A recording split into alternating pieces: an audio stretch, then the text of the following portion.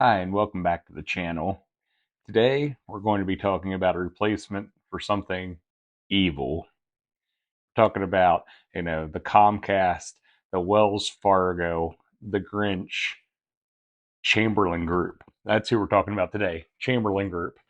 Definitely the evil of the smart home environment. So, they're going to take away the unofficial integrations without having support for a real official integration. It'd be one thing if they had, a real channel for integrating with partners and being able to utilize the product you paid for, even with a paid subscription. That would be fine, but they don't. They're just going to cut off everything that they don't like, and it doesn't matter that you paid for the upgraded products and have the capabilities there to integrate with um, you know other products such as Home Assistant. That's why we're moving over to Home Assistant as well, or not the only reason, but a reason.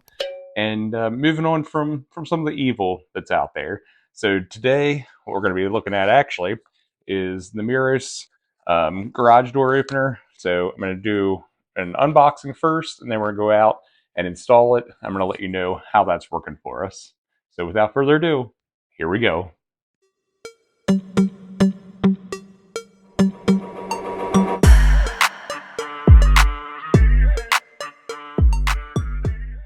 All right, we're gonna go ahead and start unboxing here. I'm gonna do the main box first, and then we did get the additional garage door sensor kit as well. So I'll open that up and show you what's in there. So out of the main box, start with the biggest box here, and we have a set of the door contact sensor. These are wired, which a lot of people complain about, but I like. It means you don't have to worry about the batteries or anything long term. And for something that's stationary in the garage, I think it makes a lot of sense to go wired there. Let's see what else we got in here. We have another contact sensor. So that's two sets there. So got that one and this one. And we obviously have the other attachments like zip ties and some screws and such with each of those. Let's see what else we have.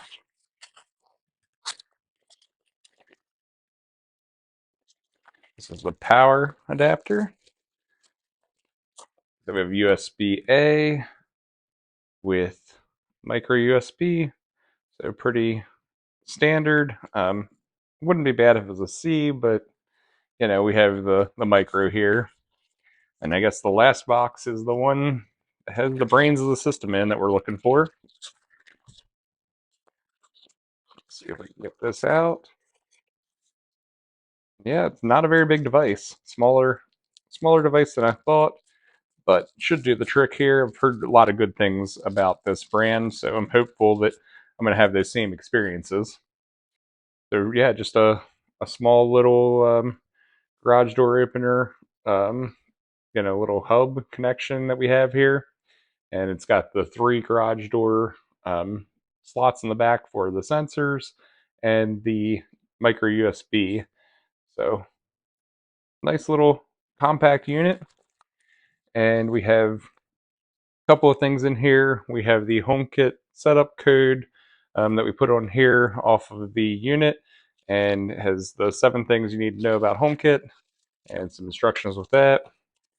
And we have another instruction manual, the user manual here, and this one's a lengthier version. Tells you how to go ahead and set all that up. So that might come in useful. I'm going to go ahead and open up the sensor kit as well for the additional sensor that I purchased. The one thing I don't have yet is they're supposed to be sending the special connection into this unit for the garage door we have, because it has the proprietary encryption on it. Again, the evil company that we bought our garage door through, we have those issues there. So again, we have the contact information, the contact sensor here, and the same little kit with a couple of zip ties and looks like some stickers to hold it in place, and the other side of the contact sensor with these screws. So that's pretty standard across the board here.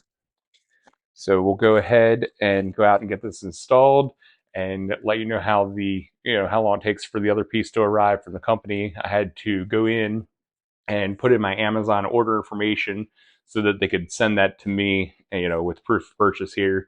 Because my understanding is it's another garage door opener paired with the encryption to our garage doors, with that protocol that plugs into this unit to allow it to operate. So we'll go ahead and move out to the garage and get this thing installed. Mirus sent the three adapters that we need for the MyQ Security 2.0 garage door openers that we have to integrate with their system. So I'll go ahead and open this and show you what's inside. It took us about 10 days to receive these. So out of the package is just a garage door opener piece that you would add for like a visor, but we really don't need that for our installation. And then it hardwires directly into the garage door opener. So this just connects into the mirror system, and then this allows it to communicate with the Security 2.0 garage door openers that we have. In our case, you can see we have lift masters here. We actually have three of them. There's one off to the side here as well. So we'll get these hooked up, and I'll show you the install. So I'm working through the app and selecting the garage door opener we have in the app, and tells me I need the special adapter, which I already ordered and already received. So the first step here is to plug in the module device and get this set up and connected to the network here.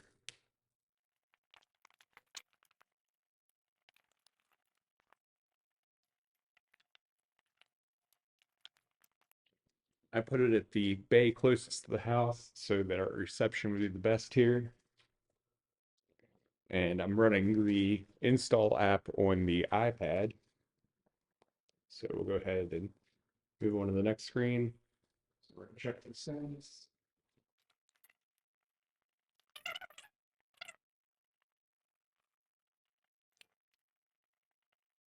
And we're having this connected so we can add it into Apple Home. And I finally found it. Put this in the garage. Make this garage door opener pretty easy. Leave the garage door 1, 2, and 3, and I'll try to map the ports on the bridge because that's what I was intending to do anyway. Because if we switch cars or anything, I've used the vehicle names in the past, and even the driver doesn't really make sense because when we've switched over to electric vehicles, we've switched which bays we've parked in. So I'm just gonna leave garage door 1, 2, and 3. All right, now we're ready for the hardware deployment. First thing we're going to do is just connect it and make sure that everything's working. So it's basically just connect it into the garage door opener and then move the sensor that's on the cable and the sensor that's independent together and apart, and watch for the green flash. So we'll try that out.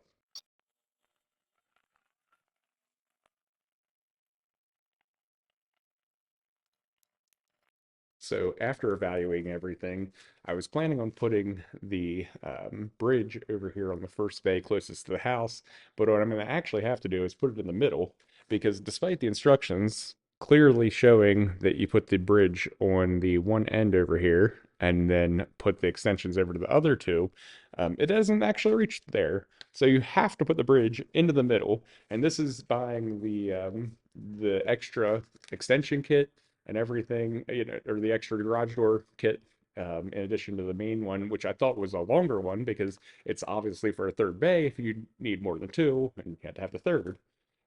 So following their instructions and some basic logic does not work out. So make sure if you do this, you put it in the middle bay and run the short line to that one and both the long ones out to both the sides. So I'm going to go ahead and get that moved over here.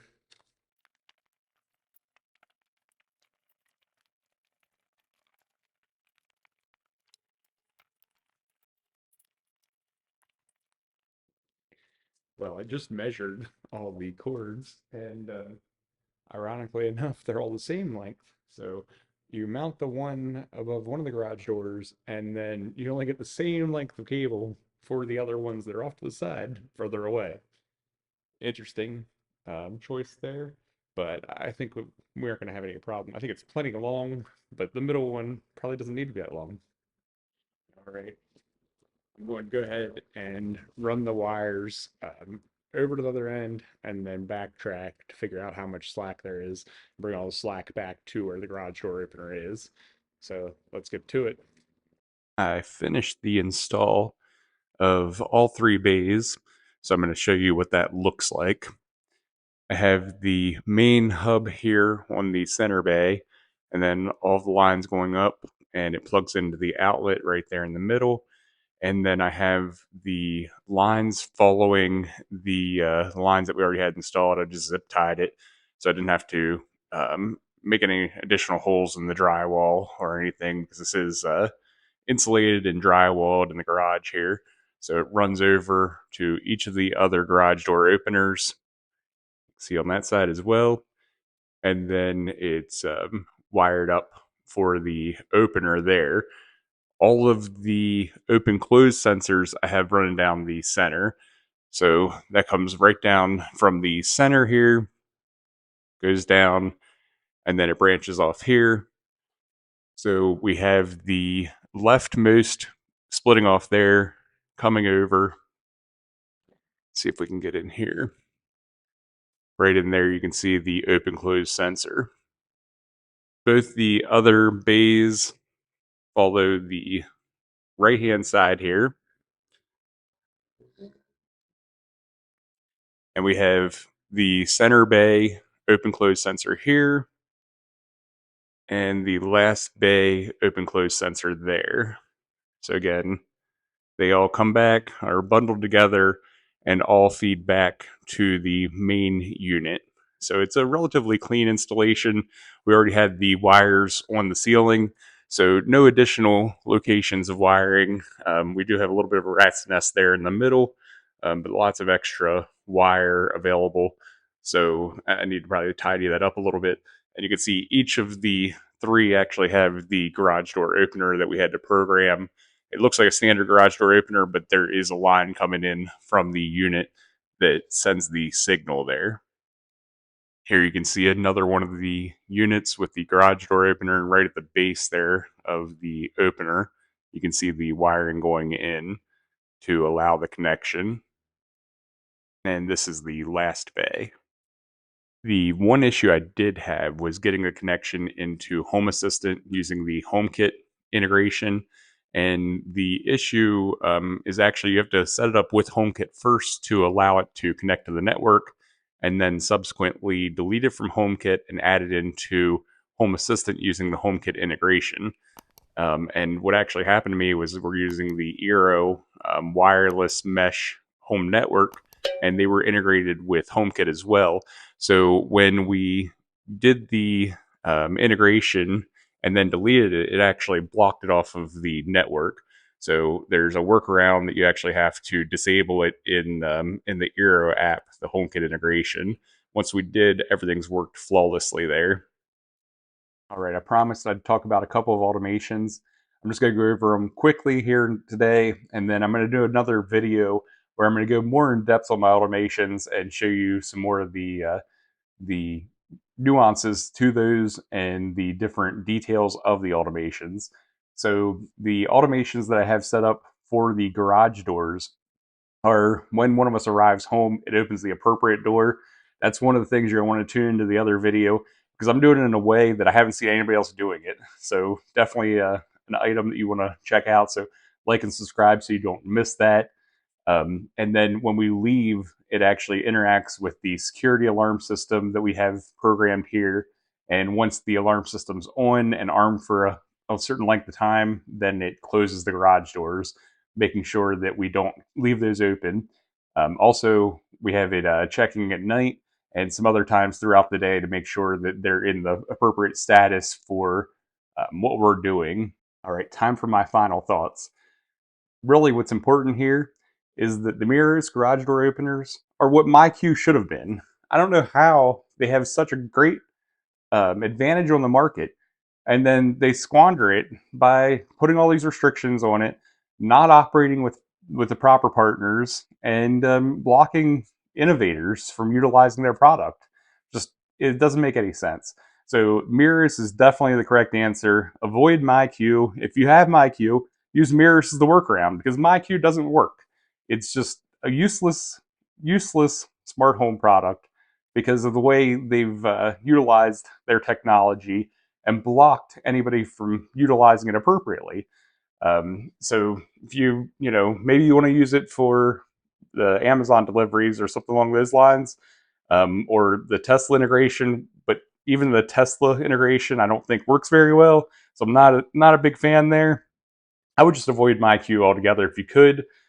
Definitely look into the Mirus integration, and it's really nice having that local integration there using the HomeKit certification protocol for the Home Assistant hookup to the Mirus garage door openers.